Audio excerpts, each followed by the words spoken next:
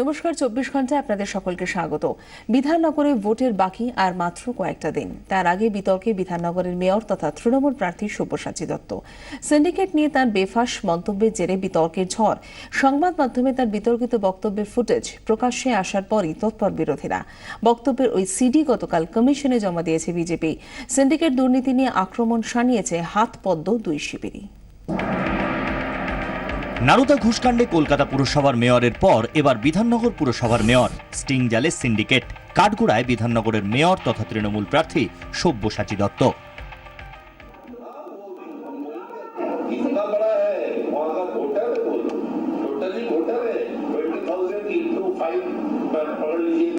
স্বীকার করেছেন 50-60 লক্ষ টাকা একটা ইলেকশনে লাগে,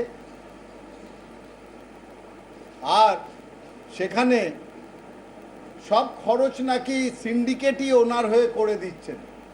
20,000 লোকের মুখ বন্ধ করতে গেলে তাদের পেটের সওয়াল সরকার পড়ে যাবে, সিন্ডিকেট বন্ধ করতে গেলে এই মাননীয় সরকার পড়ে যাবে। আমরা জানতে চাই কার কথা সত্যি। এই সিন্ডিকেট নিয়ে হুঁশিয়ারি শুনিয়েছিলেন মুখ্যমন্ত্রী মমতা বন্দ্যোপাধ্যায়। তাই মমতার হুঁশিয়ারিকে ঢাল করেই আক্রমণ শানিয়েছে বিজেপি। আপনাদের মনে করিয়ে দিই, 21শে জুলাইয়ের মাননীয়ার সেই বিখ্যাত বক্তব্য, আপনারা সবাই সেটা কভার করেছিলেন, সারা বাংলা দেখেছে, যে বলছিলেন আমি সকলকে সাবধান করে দিচ্ছি কেউ সিন্ডিকেট করবে না। মানুষকে বোকা বানানোর জন্য এই কথা বলেছিলেন, যে আসলে উনি ভেতরে ভেতরে সকলকে বলেছিলেন যত পারিস লুটে নে। আক্রমণে নেমেছে কংগ্রেসও। Trinamool Congress is completely supportive of syndicate Raj. This is an illegality which is being committed throughout West Bengal. সর্বভারতীয় চ্যানেলে নারদার এই স্টিং কাণ্ড ফাঁস হওয়ার পরেই বিতর্কের ঝড় রাজনৈতিক মহলে। কয়েকদিন বাদেই বিধাননগরের ভোট, তার আগে সিন্ডিকেট রাজ নিয়ে খোদ মেয়রের বিতর্কিত মন্তব্যের ফুটেজ ফের অস্বস্তি বাড়িয়েছে শাসক দলের। রাজ্য বিজেপির দাবি, নারদার স্টিং কাণ্ডে সিন্ডিকেট দুর্নীতির আরও অনেক চমক এখনো অপেক্ষা।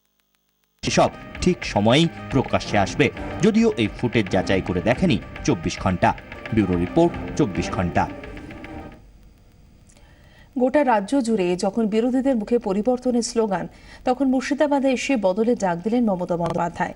কংগ্রেস বাম জোটের হাত থেকে মুর্শিদাবাদকে দখলমুক্ত করার আহ্বান জানালেন তৃণমূল নেত্রী। মুর্শিদাবাদে ভোট মানে মির্জাফরকে নিয়ে টানাটানি। সব দলই প্রচারে অপরের দিকে আঙুল তুলে বলে ওরাই নাকি মির্জাফর আর নিজেরা সিরাজ।